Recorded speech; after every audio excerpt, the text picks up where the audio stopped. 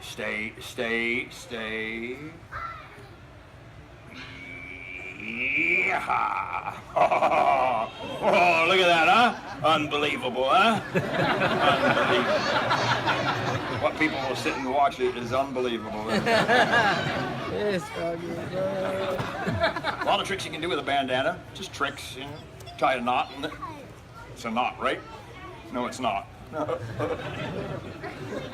of the first tricks I ever learned was taught to me by my Uncle Louie using a bandana. He said if you have a bandana or a handkerchief, you can do this one. Here, you fold it in half, where it comes together at the half point right there. Tie a knot, just a simple overhand knot, and let the knot hang down, and then open the handkerchief or bandana back up, give it a shake, wind it up like this, and it makes a little puppet, a little dancing doll. She's upside down. If you're gonna do it, though, remember the grip between the middle finger and the index finger and the ring finger and the pinky. There you have it, a little dancing doll.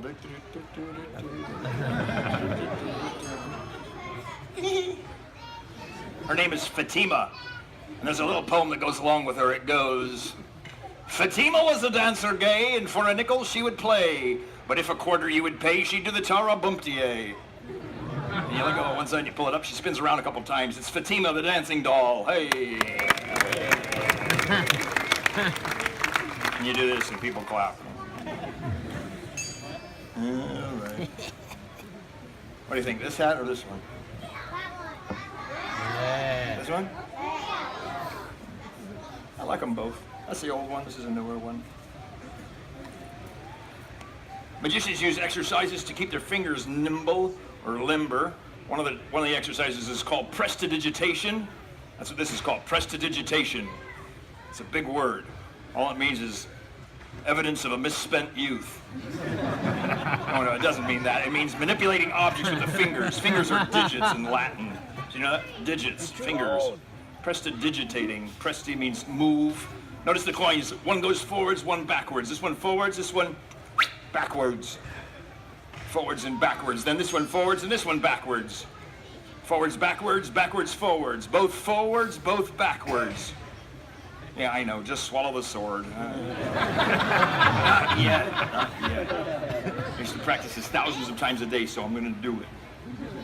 I used to stay up into the wee hours of the mornings practicing this sometimes sleepless nights. And sometimes I'd scream out, God, there has to be an easier way. And one night I found an easier way. It's sort of like this. It's cheating. Nobody seems to mind. Very good, very good. There's a show called The Illusionists traveling around right now. Ain't it? Started up in Sydney. Anybody see The Illusionists? Yeah. Only one. Great show, huh? We do some illusions in the last show of the day here. Two at a time in one hand. It's called the steeplechase. There's a name for that. I gave it a name, the steeplechase. One chases the other, steeplechase. And the porpoises, where they weave in and out through the fingers. Up and down through the fingers, the porpoises. And then another to the right, so there's three in the right. And another to the left. And another to the left. 5 between 2 hands. And then the big one, 5 in one hand. Brace yourselves, here it is. 5 in one hand. 5 in one hand. You get it? That's the one they're clapping for. 5 in one hand happens differently. Thusly, rolling the coins edgeways. There's a book called Greater Magic. Some people call it the Bible of magic tricks, but it's an old book from the 50s. It's about that thick. There's a description in there of the one-hand coin star. He says the hand has to be making calculations, not one iota off from perfection, in order to accomplish the stunt where you get one coin to balance on the tip of each digit. Voila. Whoa. It was there for a second. Watch this. You know the coin when it drops? Gravity. Isaac Newton's law of physics, gravity. Watch this. Goes back up. Nothing attached either. No strings, threads, wires, nothing attached. The mystery of levitation. 500 years ago, if I'd have done that, they'd have said, burn him, he's a witch. Today, they just go, so what, just swallow the sword. In a little while. First show of the day, I do the same show that I did. It's a kind of classic, like old style show. The second and third show, I do I should say we have a drummer and a lovely assistant. We do the Hindu basket illusion. But this is the oldest trick in the book, the classic magic, the cups and balls. 3 cups, 3 balls, and the cups have an unusual property about them. That is that one cup will appear to penetrate right through the other, as if they just melt, solid through solid. Whoa, get up there. Anyways, if you believe that, the rest of the trick's going to be real simple. It's just an illusion, like economic recovery. The cups are solid, of course. Solid, yes. Doesn't look so good from the side, but it fools them.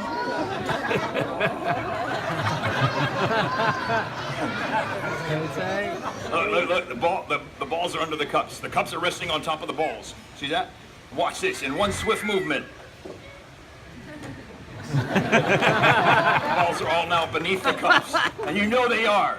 But when I strike the cups, the balls disappear. And I strike the cups again, and the balls come back. Baffling, isn't it? Oh, no. All right, I'll do it the right way. I'm just making sure you're paying attention. The one on the end is the first one that goes. It just jumped to the middle. See, you weren't paying attention. I'll do it again. Now this one. All 3 balls now in the middle.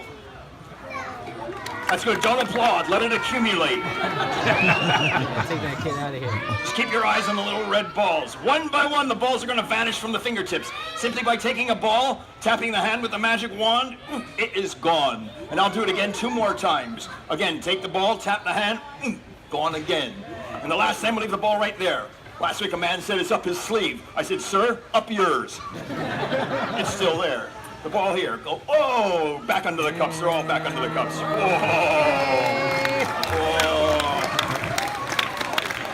Thank you. Not only do they jump from the end to the middle, but I can do it back the opposite way, from the middle back to the end. So there's no balls and 2 balls. And no response, but that's all right. Either way, though, left to right, right to left, there's no difference at all. And if I was to cover those 2 and put one on the top like that, and then cover that one, the ball would then mysteriously rise up 1 cup. It was there before.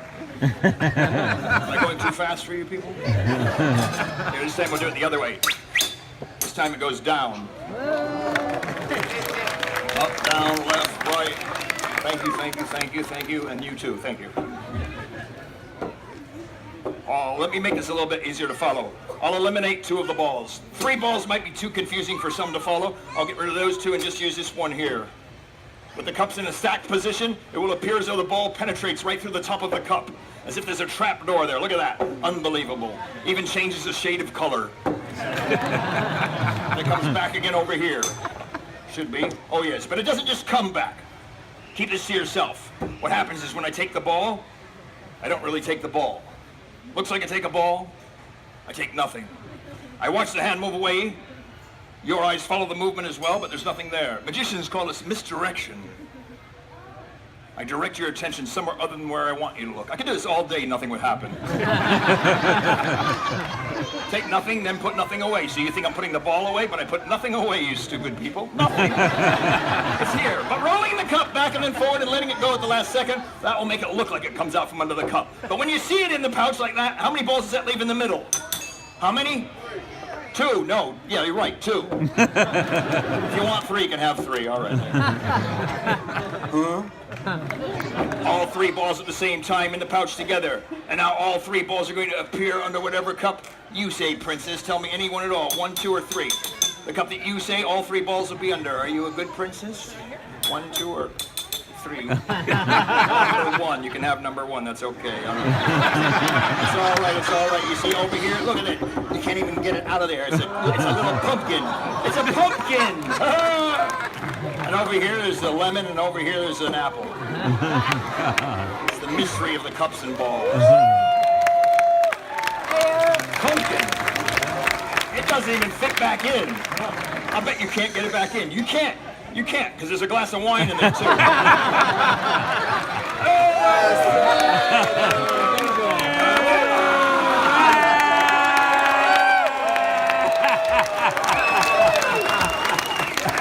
Swallow the sword.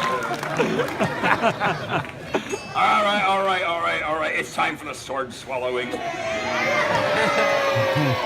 Oh, and what I'm about, this is dangerous. What I'm going to do is very dangerous, kids. Listen up. This is dangerous. I mean it. Don't think of trying this. Whatever, idiot. I mean it. This isn't like putting beans in your nose, all right? Don't do it. You tell kids don't do something, sometimes they go off and do it. This is not one of those times.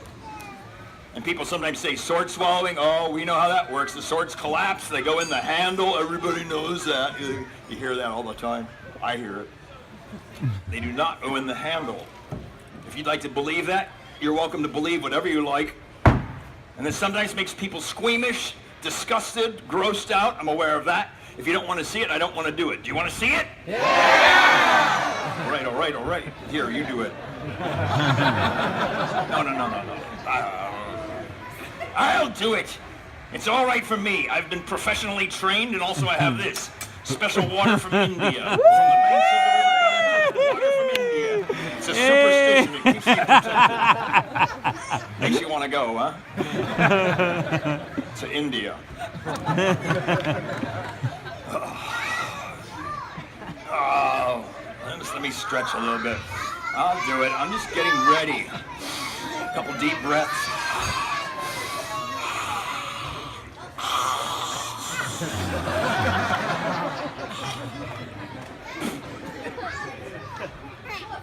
I did that a few years ago. At the end of the show, this man came up to me from the audience. He had his arm in his mouth up to his elbow. For real. I'm not making this up. I looked straight at this man. His arm was in his mouth to the elbow.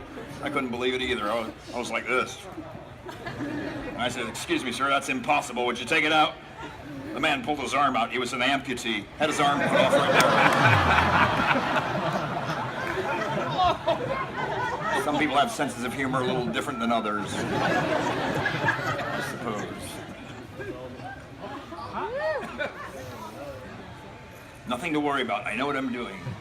And for those of you who don't know what's happening, here, I'll explain. Over the years, I trained myself to be in control of the muscles in the throat, kind of like yoga, force dilating the pharynx and the epiglottis, kind of click like that, you know. That's so the blade can then go into the esophagus. That's where it goes, the esophagus. Longer ones later go further down into other areas like the fallopian tube. And it's all right, it's protected by special water from India. Yeah! All the necessary precautions are taken. We got the water from India.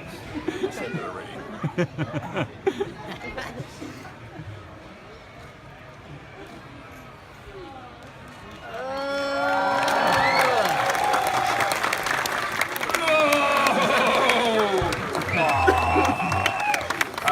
Nothing. That was a toothpick. Here, this is for the people who like to say it goes in the handle. You want to believe it goes in the handle? Here, this is for you. I'll swallow the handle.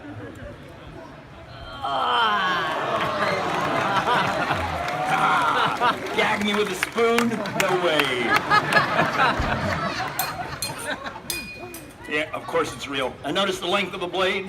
From the base of the hilt to the point, the blade length. Over a half a meter.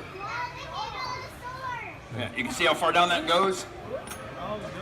Don't take pictures now. If you show it to someone, they'll say he's not swallowing it. It's on the outside. Just want you to see how far down it goes. And something else I should inform you of, I am not a masochist. I respect my health. I'm in fine health. This has no adverse effect on me at all. I wouldn't do it if it did. And I'm not possessed with an oral fixation. And I'm straight.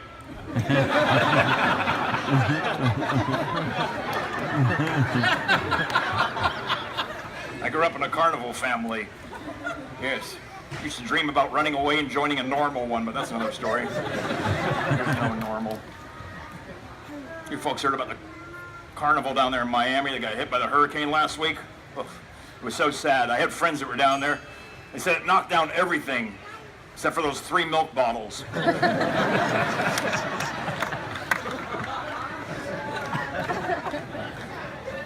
My brother was a sword swallower. No more, though.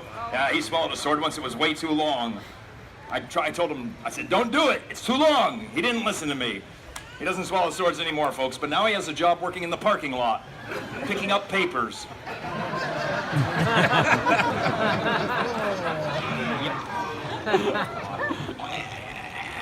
So scary, huh?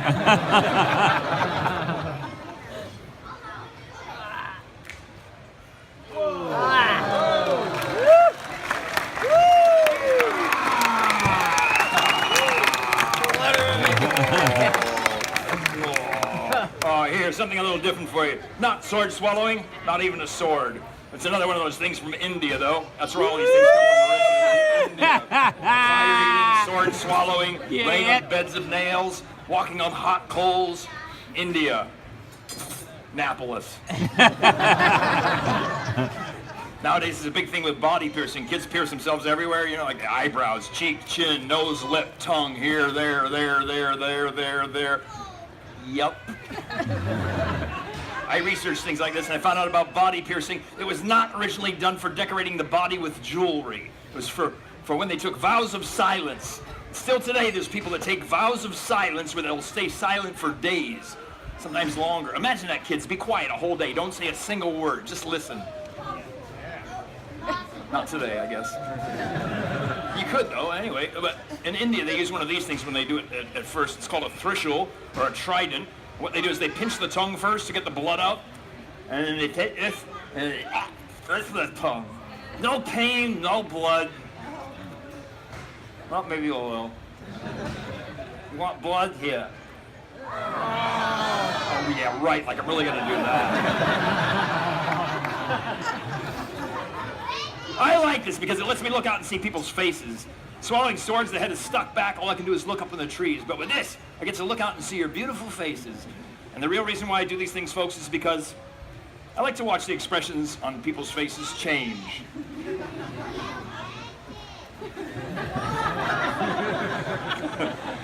They melt sometimes. Sometimes they do this one day, they go, oh, I can't look.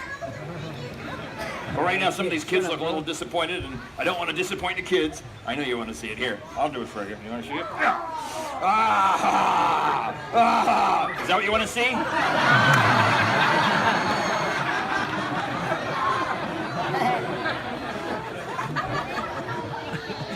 I'm not going to do that. Because I've got water from India. Oh, and I've got this. Oh, notice this. A hammer and a spike. And it is a solid spike. If something is a trick, I will expose it. I'll show you it's a trick. The rubber tongue, the bent needle. Not this. This is a solid spike. And in a minute, I'm going to pound this spike into my skull for your entertainment. But this isn't for everyone. If you're having a little bit of a hard time with the sword swallowing, don't watch this. This isn't for you. This is for the connoisseurs. If you're squeamish, don't look. Put your head down. I'll tell you when it's out. You can lift your head up. We'll go on. So if you're squeamish, don't look. Just put your head down. Because I'm going to do it. I'm going to pound the spike into my skull. So go ahead. Put your head down. So I'm going to do it. Put your head down. Now would be a good time. Put your head down. The center of the skull. That would be if you drew an imaginary line from the top of the head into the chin. And from ear to ear, the center of the skull would be exactly... I've got it right about here.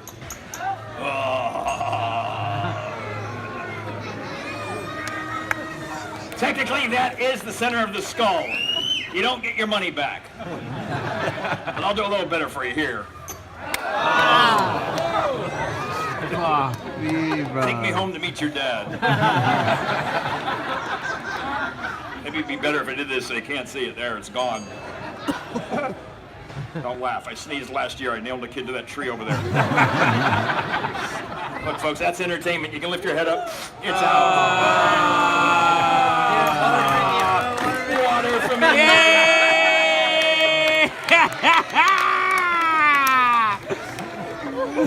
Where's the water come from? India.